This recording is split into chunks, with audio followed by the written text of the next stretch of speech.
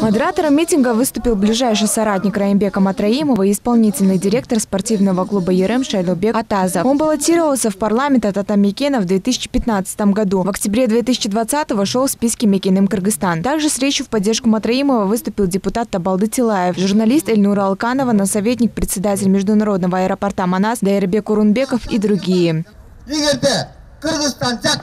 Если не нравится в Кыргызстане, то пусть работает где-нибудь в Америке, в Соросе. Есть еще человек такой, Равшан Джейнбеков. Как он говорит, но что он сделал для народа? Пусть слышит. Равшан, заплати долги лучше. Чиновники, депутаты, к вам обращаюсь. Будьте справедливыми.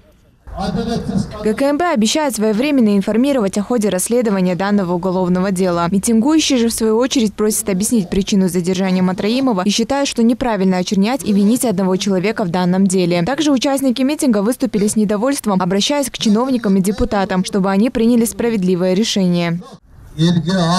2-3 года назад мы его прозвали Раим Миллион. Я, как независимый журналист, хочу высказать свое независимое беспристрастное мнение. Честно говоря, я никогда не видел Раима Матраимова. Справедливость нам нужна, как глоток чистой воды. Во время пандемии он был первым, кто помогал людям, строя обсервации в городе Бишкек и Ош.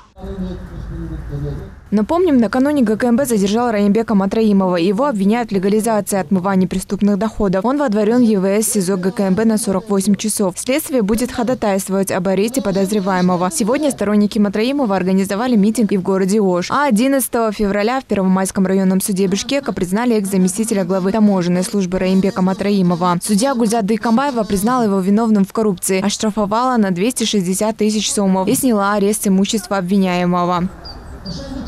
Айджан Аманова, Улукбек Сулайманов, Нью ТВ.